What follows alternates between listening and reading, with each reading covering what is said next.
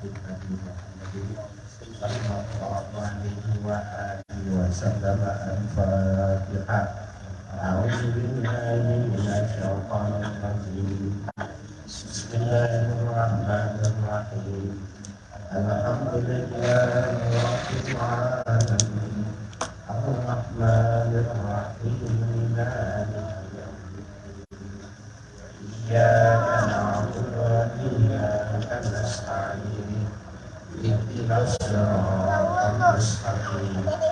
Siratal ladzina an'amta 'alaihim ghairil maghdubi 'alaihim waladdallin. Bismillahirrahmanirrahim. Qala al-mu'allifu rahimahullah, babu sana'il imami ala man zaharat minhu bara'atun fil kitab.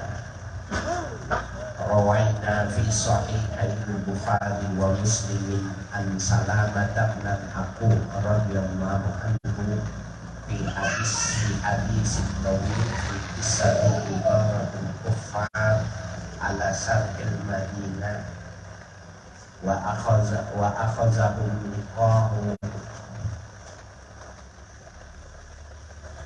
wa zahaba Salamah wa Abu Qatadah fi atharihi fa dzakara al-hadis ila an qala Rasulullah sallallahu alaihi wasallam ana khairu fursanina yawma Abu Qatadah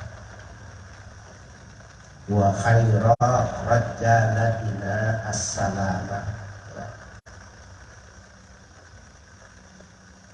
Babu sana'il imam ala man zaharat minhu bara'atun fil kitab. Ini bab menjelaskan tentang sunnah seorang imam memuji ala man zaharat minhu, atas orang yang nampak darinya itu bara'atun. Bara'ah itu nama artinya tafawwaq ya, jadi melebihi, mengunggulkan, lebih unggul fil qitali, di dalam perang. Jadi kalau kita panglima perang, ada sahabat Nabi yang ya di kelompok itu yang naik kudanya tercepat, main pedangnya bagus, banyak ya, mengalahkan musuh. Nah, dia itu namanya tafawwaq ya, atau bara'ah, yang memiliki keunggulan, kelebihan dibandingkan dengan yang lain. Nah, panglimanya sunnah memuji dia ya, memberikan pujian.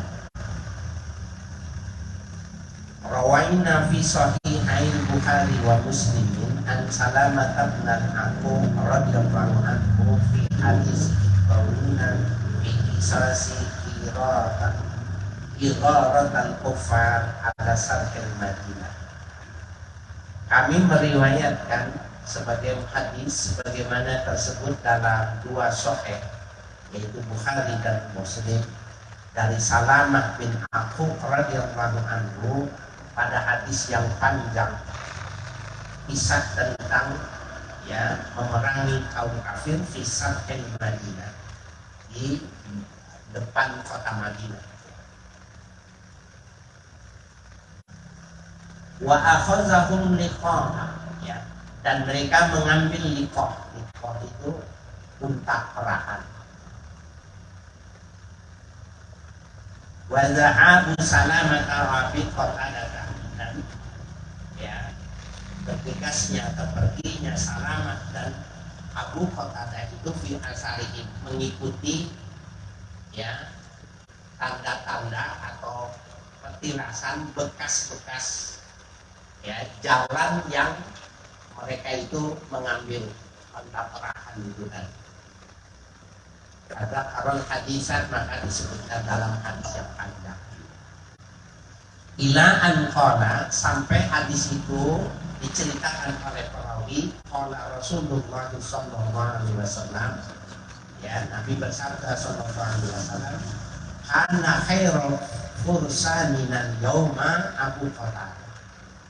Kata Nabi, sesungguhnya yang terbaik dari pasukan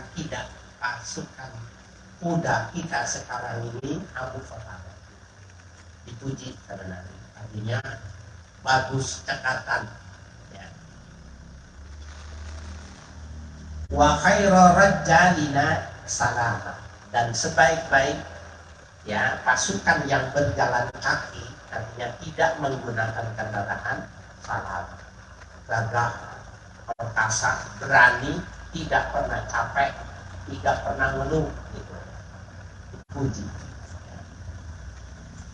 Nah, adanya kesunahan yang semacam ini, ya, nah, kita boleh bila kita sebuah punya pimpinan satu perusahaan, gitu. Kemudian ada di antara pekerja kita yang ibadahnya bagus atau pekerjaannya bagus,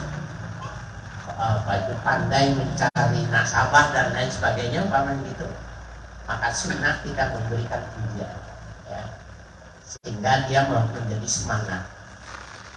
Bahkan kalau sekarang itu di dalam teori manajemen yang modern sekarang bukan cuma diucapkannya, tetapi dikasih reward, ya, dikasih hadiah, diberikan hadiah, ya, perangsang, sehingga yang lainnya itu nanti menjadi tertarik untuk ya berprestasi karena diberikan penghargaan. Nah, orang-orang yang melakukan itu padahal sebenarnya perintah itu ada di ajaran kita, gitu ya. Memang kalau kita punya perusahaan kemudian kita memberikan hadiah umpamanya 10 juta, gitu ya, itu 5 juta, itu memang kedengarannya besar, gitu. Sebenarnya kan bisa diakumulasi dari keuntungan harian itu yang disisipkan.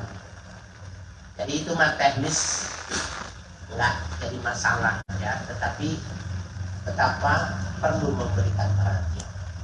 Nah, termasuk juga kalau punya anak di rumah, ya, sunnah memberikan hadiah kalau dia punya prestasi. Yang lainnya itu kasih juga, tapi tidak sebesar dia, supaya dia punya semangat.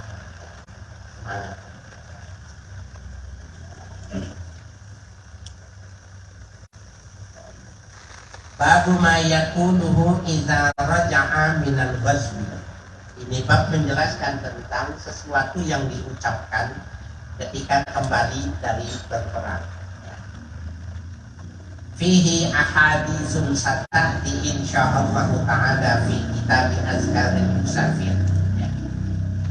Dalam masalah ini nanti ada beberapa hadis, ya, insyaallah akan dihadirkan di dalam kitab azkarul musafir. Wabillahi taufiq. Kitab azkarul musafir ini kitab menjelaskan tentang zikir-zikir bagi orang yang bepergian. Jadi musafir itu dikelompokkan menjadi 3. Ada safar mubah. Safar mubah itu artinya safar bepergian yang tidak ada ketentuannya secara khusus. Berbisnis, umpamanya kita mau pergi ke Surabaya, ya, ke Bandung, itu safar mubah. Berbisnis, bersilaturahim, ya, kemudian mengembangkan usaha, refreshing dengan keluarga dan lain sebagainya, itu namanya safar mubah, safar yang diperbolehkan. Ada safar yang wajib, ya, bagi kita itu melakukan ibadah haji yang pertama ketika sudah memenuhi syarat. Dan ada safar yang sunnah ketika punya saudara, punya keluarga di luar kota. Nah, kita mengunjungi mereka, keluarga kita, bapak kita, ibu di luar kota, itu safarnya sunnah. I'lam annal azkar allati tustahabbu lil hadiri fil laili wan nahari wa ikhtilafil ahwali wa ghairi dhalika bimma taqaddama tustahabbu lil musafiri aidan. Ketahuilah bahwa zikir-zikir yang disunahkan bagi orang yang hadir. Hadir itu lawan dan musafir, artinya orang yang mukim, orang yang tidak bepergian. Fil laili wan nahar, ya, zikir yang disunahkan malam dan siang. Waqtilafil ahwal, dan dalam kondisi yang berbeda-beda, artinya khusus yang di waktu pagi, habis subuh, setelah zuhur, sesudah sholat asar menjelang maghrib, ya.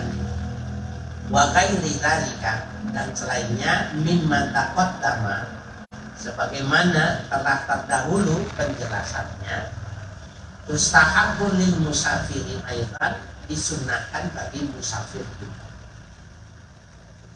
Jadi wirid yang sifatnya harian itu berlaku lil hadir wal musafir. Wa yazidul musafiru, ya, bi azkarin, dan menambahkan orang yang musafir bepergian itu dengan zikir-zikir yang lain. Fahiyal maksudatu fi hadhil babi, itulah yang dimaksud pada bab ini, yaitu tambahan selain dari zikir-zikir yang sudah lazim untuk, ya, orang yang hadir dan yang musafir. Wa hiya katsiratun muntasyiratun jiddan, dan zikir pada bab ini, ya, banyak sekali tersebar, ya, banyak sekali. Wa ana aftasiru maqasidaha insyaallah ta'ala, dan saya akan membuat ringkasan dari maksud-maksud, ya, yang tersebar itu tadi insyaallah. Wa ubawwibu laha abwaban tunasibuha, dan saya akan buatkan bab-bab, ya, pada zikir-zikir itu tadi, abwaban, dalam beberapa bab, tunasibuha, yang memiliki kesesuaian atau ada munasabahnya. Musta'inan billahi mutawakkilan alaih, ya, keadaannya memohon pertolongan kepada Allah Ta'ala dan menyerahkan segala urusan ini kepadanya. Babul istikharati wal istisyarati. Ini bab menjelaskan tentang istikharah. Istikharah itu artinya meminta pilihan. Jadi kalau kita ingin melakukan safar, berdagang gitu, maka jalannya kemana? Ke timur, ke barat, selatan, ke utara. Di zaman dulu itu tidak seperti sekarang, sehingga komunikasi mudah, informasinya cepat.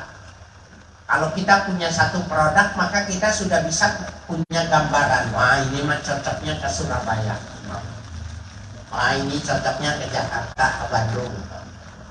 Karena dari yang kita punya. Kalau di zaman dulu itu kan tidak seperti itu. Ini jualnya kemana ya? Nah, istikharah, minta pilihan kepada Allah. Kemudian wal istisyarah, dan meminta isyarat. Minta isyarat, minta petunjuk, ya, dari lantaran ketidakpengertiannya sebelum tawarannya.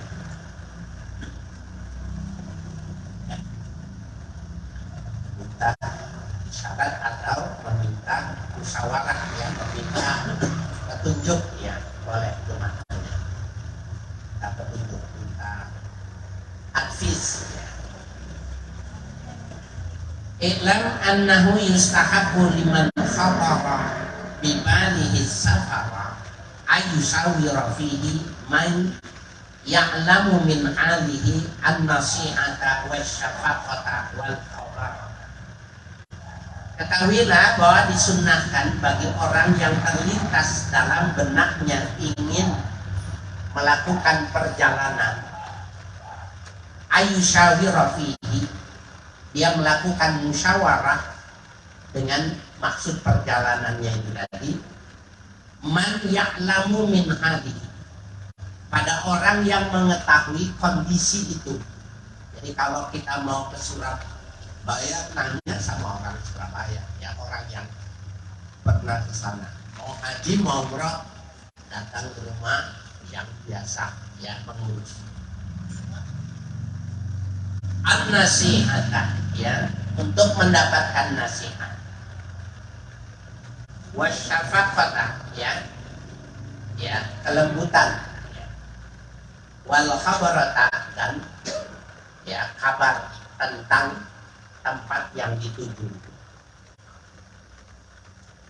Wa yasiku bidinihi wa ma'rifatihi, yang ia berpegang teguh, artinya percaya, ya, sikoh itu. Wa yasiku bidinihi, orang itu terpercaya agamanya, wa ma'rifatihi, dan pengenalannya. Jadi bukan bertanya kepada orang yang tua, cuma semata-mata tua gitu. Tetapi memang orang itu sikoh, orang itu terpercaya, orang itu memang mengenal betul, makrifannya tahu benar, kenal betul. Allah Ta'ala berfirman, Allah Ta'ala, wa syawirhum fil amri, ya, bermusyawarah kepada mereka, ya, fil amri, dalam setiap urusan. Ini al-amr, alif lamnya itu, ya, lil istighraq, ya, maknanya semua urusan itu hendaknya bermusyawarah. Wadala iluhu kathiratun, dan dalil yang menunjukkan tentang, ya, melakukan atau perintah untuk melakukan musyawarah itu banyak.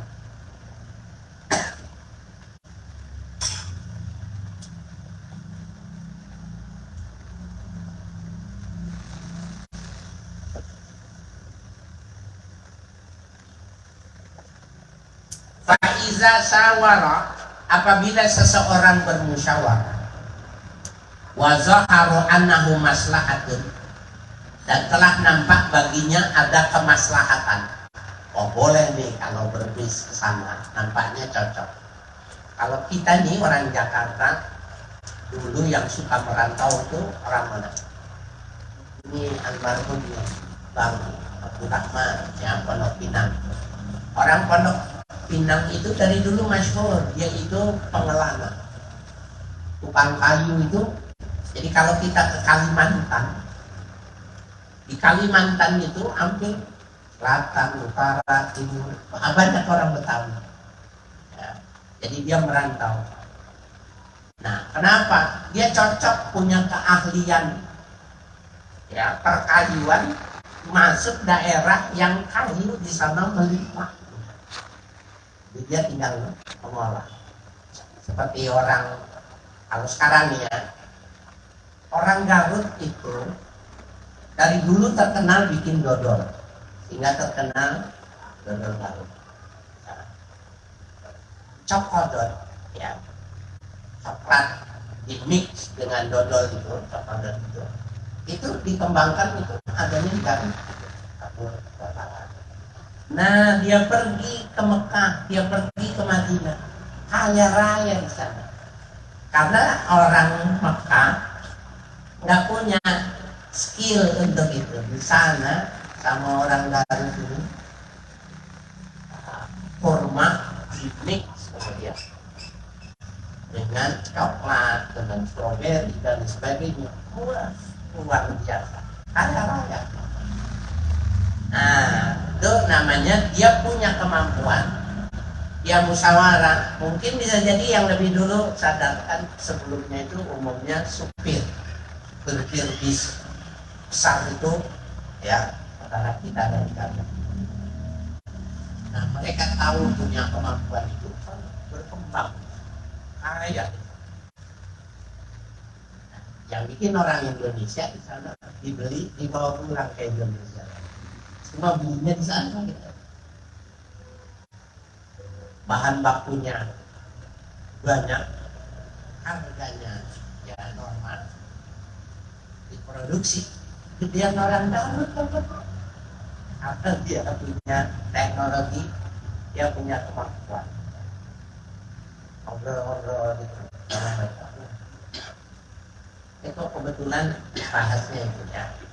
Nah, dia mau mengembangkan kehidupannya, bisnisnya, ya jangan di situ. Dia mesti keluar. Dan ternyata benar. Ya, jadi wa idza syawara wa zahara annahu maslahatun, apabila dia bermusyawarah dan nampak ada hasil musyawarahnya itu ada kemaslahatan, istakhara Allah subhanahu wa ta'ala fi dzalika, maka dia minta pilihan kepada Allah. Jadi tahapannya musyawarah dulu, udah mantap, nanya sama Allah, ini bagus nggak? Ini menurut kita bagus, menurut Allah bagus nggak? Maka kita minta, apakah bagus buat agama kita, bagus buat kita, buat keluarga kita, ya, buat kehidupan kita. Kalau bagus terbatas.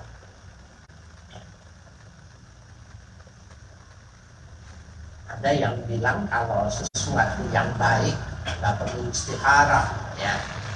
Padahal tidak seperti itu.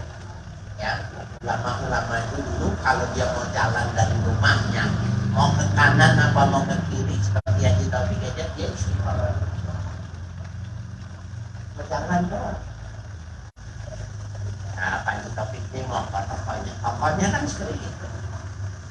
Maka dia jalannya ke situ dari jalurnya itu. Tapaknya itu kalau dia kelihatan kalau orang itu dia taruh setiap hari dan dia tanya. Jadi kalau dibilang hari itu jalannya ke sana, ya mungkin ke sana.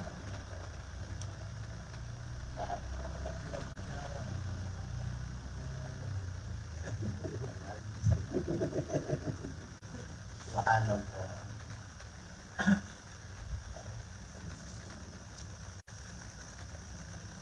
Fasalla rak'ataini min ghairi fardhati, maka ia mengerjakan sholat 2 rakaat yang bukan sholat wajib, ya, bukan sholat subuh. Wada'a bi du'a'il istikharatil ladzi qaddamnahu fi babihi, dan ia berdoa dengan doa istikharah yang telah kami dahulukan penjelasannya pada bab tentang istikharah. Awal itu tentang sholat al-masnunat, ya, al-masnunat, sholat yang sunnah. Nah, di antara masnunat itu ada istikharah. Itu situ baca doanya. Allahumma kana khairan li walidaini wali akhi wali mali, ya, faktu yang khair, ya, itu minta. Wa dalilul istikharati al hadisul mutaqaddamu fi sahihil Bukhari. Dalil yang menunjukkan istikharah, meminta pertolongan kepada Allah itu adalah hadis yang telah lalu sebagaimana tersebut di dalam Sahih Bukhari. Wa qad qaddamna hunaka adaba adzat du'ai wa sifata hazihi sholati wallahu a'lam. Dan kami mendahulukan, ya, di sana sebagai adab, ya, tentang doa ini dan sifat dari sholat yang dimaksud sholat istikharah, karena itu ada keutamaan sehingga, ya, didahulukan pembahasan.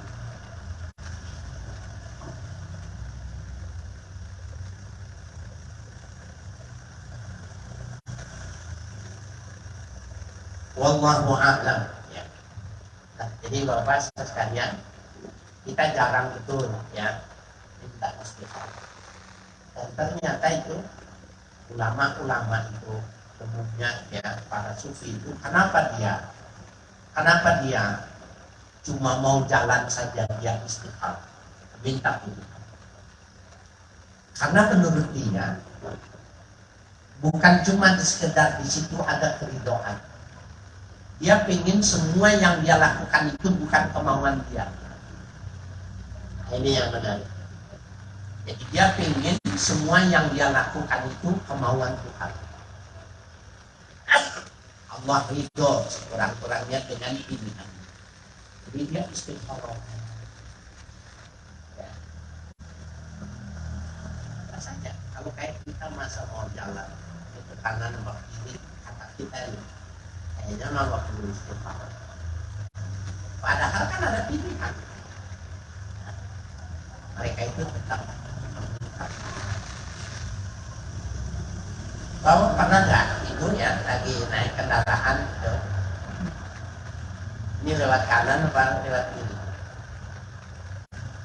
Ya, dulu sebelum ada map, ya kalau sekarang kita bergantungan ya minta tolong sama teknologi mana yang jalannya kosong. Sebelum ada map itu kita dari sini mau ke mana ya? Mau ke Tanjung Priok. Jalanan yang utama itu kita udah tahu. Tapi jalanan yang lain itu banyak dan itu ya jalanan alternatif itu yang bisa jadi kosong. Mana ada kita tahu. Nah, orang-orang dulu itu semacam itu pun dia melakukan itu. Ya, jadi dia ridho benar. Ternyata umpamanya asing istiqorohnya macet. Maka dia husnuzon dengan Tuhan. Tuhan sedang menyelamatkan dia. Tidak lewat sana, karena lewat sana bisa jadi sebenarnya dia tabrakan. Jadi kaitannya istikharah dengan pilihan kita, menggantungkan dengan pilihan Tuhan itu tidak ada yang jelek.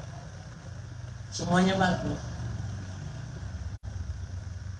Yang ketiga, argumentasinya, alasannya, dia pengen setiap sesuatu itu meminta. Jadi selalu meminta, sehingga Tuhan itu seakan mau pergi diminta lagi, mau pergi diminta lagi, diminta. Dia nggak mau putus hubungan dengan Tuhan. Nah, ada ulama yang sejauh itu tentang istiqomah. Kan nih, ya jalan kotor, lewat kanan kepada kiri, ya terserah Allah. Nanti dari depan kecenderungan dia kiri, dia belok kiri. Ya, itu ada orang yang pasrahnya seperti serang Allah.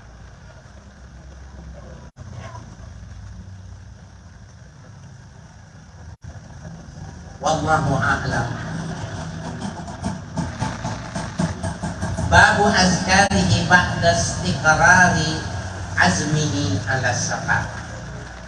Ini bab menjelaskan tentang zikir-zikir ya, setelah menetapkan ya pilihannya melakukan musafir. Jadi sudah musyawarah, sudah istikharah, hasilnya dia musafir. Nah, ini bab menjelaskan tentang ya zikir atau sesuatu yang mesti diingatnya. Faiza staqarra azmuhu ala safari falyajtahid fi taksili umurin. Apabila seseorang sudah kokoh azamnya, keinginannya ala safari untuk melakukan perjalanan, falyajtahid, maka hendaklah dia berijtihad. Ijtihad itu bajlut taqah ya, bil istimbat ya, mengerahkan kemampuan di dalam menggali sesuatu. Fi taksili umurin ya, untuk menghasilkan beberapa masalah. Minha, di antaranya itu ayyusiya bima yahtaju ilal wasiyati bihi, bahwa dia berwasiat dengan sesuatu yang ia butuh untuk melakukan wasiat. Nah, ini kalau dia punya perusahaan ya, kemudian dia mau tinggal, maka berapa lama? 40 hari kalau haji ya, 2 minggu kalau umroh namanya. Siapa yang pegang perusahaan? Itu bagus punya wasiat. Ya. Sunnah membuat wasiat. Wal yashhad ala wasiyatihi, dan dia bersaksi, ya, membuat persaksian ala wasiyatihi, terhadap wasiatnya. Atau memang Bapak sekalian, dulu itu di Indonesia tahun 60-an, ya, tahun 70-an itu pergi haji itu 6 bulan. Dia anaknya ditinggal, balik anaknya udah nggak mau digendong lagi, bapaknya udah berubah. Ya, lama pergi haji. Nah, orang dulu itu masih ya, semuanya dituduh karena memang idza safara ahadukum falyuwaddi ikhwana. Dalam hadis dikatakan, bila kalian ingin melakukan perjalanan jauh, maka hendaknya berpamitan. Nah, berpamitan itu maknanya bisa jadi dua tuh, dia bisa kembali dan dia tidak bisa kembali, kata berpamitan. Sehingga di Indonesia penafsirannya itu menjadi luas. Orang yang mau pergi haji itu diazanin, diqomatin, seperti orang yang mau berangkat ke alam barzakh. Ya, apakah di negara-negara lain seperti itu? Bukan. Ya, Indonesia itu ada living hadis yang khusus, ya, tentang berangkat haji umrah. Diazanin, diqomatin. Apalagi kalau dia baju putih. Apa bedanya dengan orang yang di dalam kubur jantan? Karena dia mau pergi jauh itu bisa jadi nggak kembali. Bahkan kalau kita baca kitab tasawuf, orang yang mau tidur saja, dia sudah menyiapkan segala sesuatunya yang dia nggak bangun lagi. Karena nggak ada bedanya antara tidur dengan mati. Jadi, selalu dia bilang kalau mau tidur kepada istrinya, karena tiap hari pesennya, jadi istrinya nggak kaget. Tapi kalau bapak nanti malam praktekin pertama kali, bermasalah, Pak. Mau tidur bilang, Ma, kalau aku nggak kembali, nggak bisa bangun, jaga. Itu tanah yang kami itu buat sekolah. Kira-kira istri bapak gimana komentar? Bangun ini, jadi takut ya. Padahal itu masyru'ah, ya. Dan itu dilakukan oleh Allah setiap malam. Karena tidur bisa jadi nggak bangun. Begitu juga ketika orang berangkat haji, pergi jauh. Lama dulu pergi haji. Saya ingat betul ngantarnya ke Tanjung Priok tahun 70-an. Ya, kapalnya itu Gunung Jati, Alberto, nah itu, nah, kapal-kapal untuk haji. Bahwa Sahara itu dibuat dari papan, isinya itu kompor, ya, beras, ikan asin, ya, minyak, parut, semua yang bisa dikeringin. Jadi gede-gede, nggak ada koper, ya, 6 bulan, setengah tahun. Ya.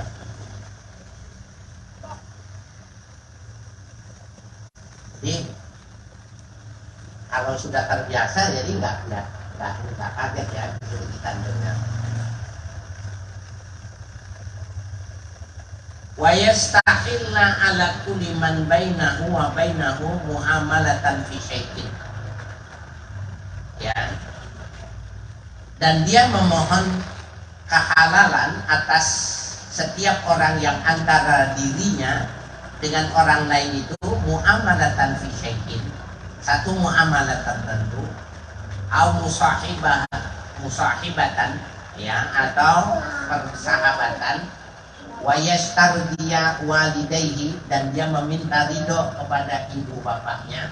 Wa suyukhihi, ya, kepada gurunya. Wa man yundabu ila birrihi, dan kepada orang yang disunahkan ia berbuat baik, ya, pamannya, ponakannya. Ya. Wastiqafihi, dan meminta kelembutan, kebaikan. Ya. Wa yatubu ilallah, dan dia bertobat kepada Allah. Wa yastaghfiru min jami'id dunubi wal mukhalafat, dan ia memohon ampun kepada Allah dari seluruh dosa dan hal-hal seluruh yang menyala.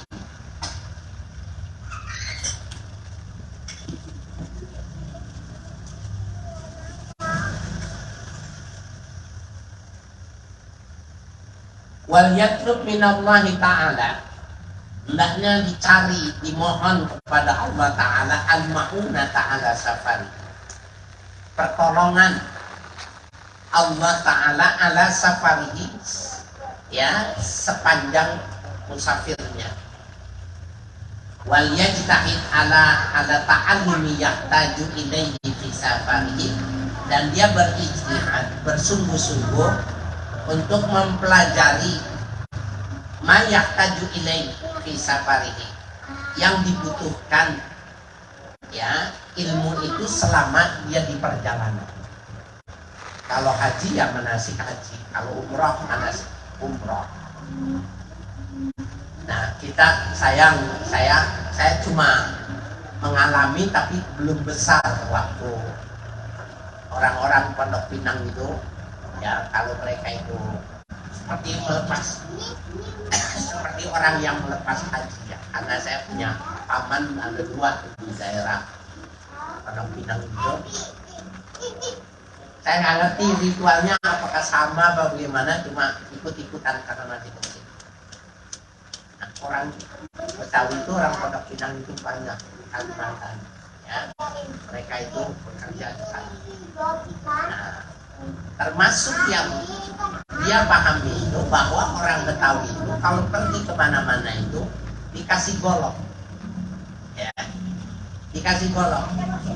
Nah, yang ngasih golok itu gurunya. Buat temen di jalan. Dulu kan nggak ada undang-undang sajak, nggak ada.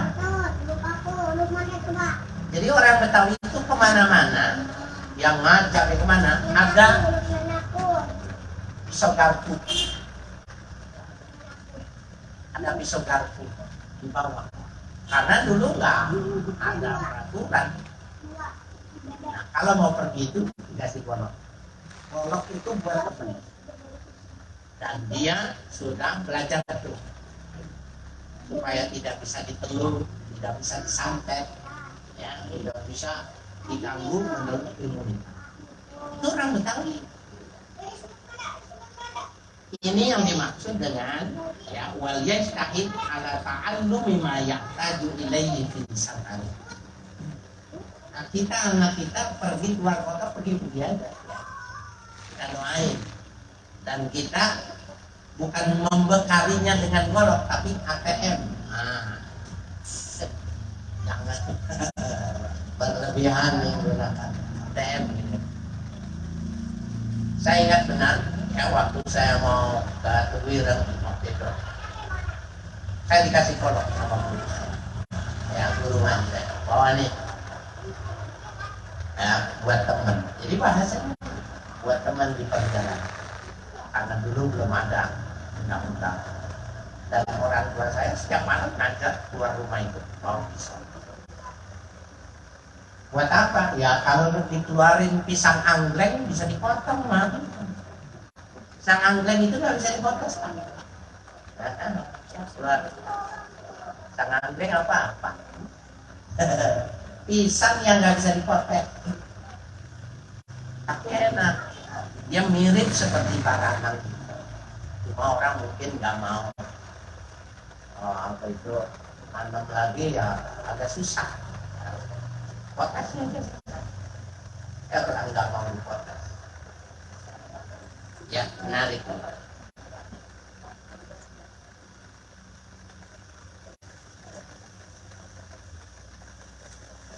Fa'in kana ghazian, apabila bepergian jauhnya itu perang, ta'allama ma yahtaju ilaihil ghazi, maka dia mempelajari yang dibutuhkan bagi seorang ya, yang melakukan perang al-ghazi. Min umuril kita, dari hal-hal yang menyangkut tentang perang, wa da'awati, dan doa-doa, wa umuril ghanaim, dan masalah-masalah rampasan perang, ghanimah. Sebab orang yang perang kalau menang dia punya hak. Perang sekarang itu nggak ada gajinya. Di zaman dulu nggak ada gajinya. Maka keuntungannya dia mendapatkan ghanimah. Nah, setelah dikurangi 1/5, itu buat keluarga Nabi, maka 4/5 itu jatah yang dibagikan kepada ya semua yang perang. Dan itu nanti ada klasifikasi bahwa yang berkuda itu levelnya lebih tinggi, yang jalan kaki. Ya, kavaleri kalau kita sekarang itu tinggi karena dia perangnya modal, beli kuda dulu, ya beli senjata dan lain sebagainya. Ghanimah.